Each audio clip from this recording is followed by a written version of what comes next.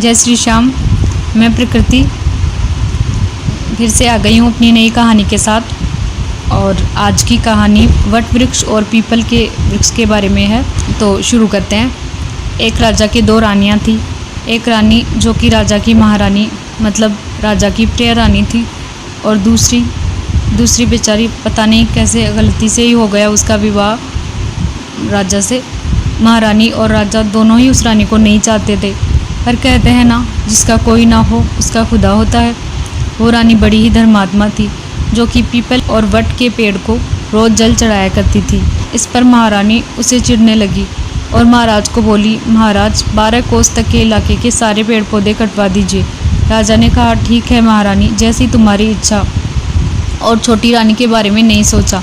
अब राजा ने सारे पेड़ पौधे कटवा दिए। बेचारी उदास होकर रोने लगी और सोचते सोचते कि अब मैं क्या करूँगी, सो गई। उसे आधी नींद ही आई थी कि लक्ष्मीपति विष्णु जी आए उसके सपने में, जो कि पीपल के पेड़ में निवास किया करते हैं। वैसे तो पीपल के पेड़ में शनिदेव भी रहते हैं, पर विष्णु भगवान आए और बोले, क्या हुआ पुत्री?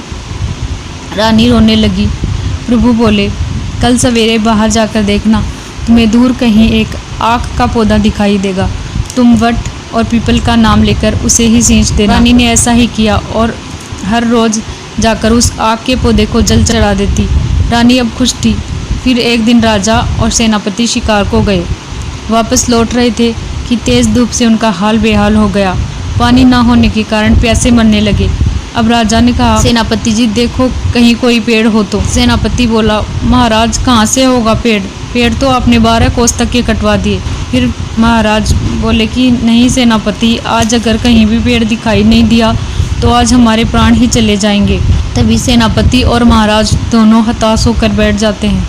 इतने में ही उन्हें दूर कहीं वो आग का पेड़ नजर आया, जो कि पौधे से अब छायादार पेड़ बन चुका था। राजा और सेनापति जी जल्दी से वहाँ गए।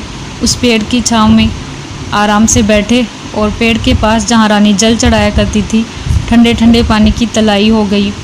तलाई मतलब छोटा तालाब। और दोनों ने पानी पी लिया। आराम से सो गए दोनों और उठकर वापस जल पीकर चले वहाँ से।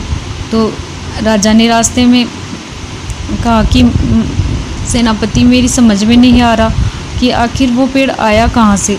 सेनापति ने कहा कि महाराज समझ में तो मेरी भी नहीं आ रहा। घर जाकर महारानी को बुलाया और पूछा कि कुछ सींचने का काम करती हो क्या प्रिय? महारानी बोली, मैं और सींचना, ये तो छोटे लोगों का काम है। मैं तो महारानी हूँ, मुझे क्या मतलब इन सब से?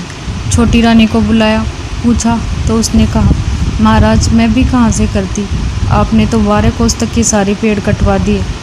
वो तो मेरे भगवान ने दूर कहीं एक आग का पेड़ बताया था, वो ज़रूर सींचती हूँ। महाराज ने कहा, आज वो आग ही हमारे काम आया, नहीं तो हमारे प्राण ही चले जाते। राजा ने छोटी रानी से क्षमा मांगी और कहा, आज से हमारी महारानी तुम हो। छोटी रानी ने कहा, नहीं महाराज, मुझे नहीं बनना महारानी। किंतु राजा ने कहा, आज तुम्हारा स्थान हमारे मन में सबसे ऊपर हो गया है। आज तुम्हारे कारण ही हमारी जान बची है। मोरल ऑफ द स्टोरी ये है दोस्तों कि पेड़ हमें ज़िंदगी देते हैं, हम उन्हें पानी ही नहीं दे सकते। हमें अपने आसपास के पेड़ पौधों को समय समय पर पानी पिलाकर उनकी शीतल छांव का आनंद उठाते रहना चाहिए। जय श्री साईं बाबा की।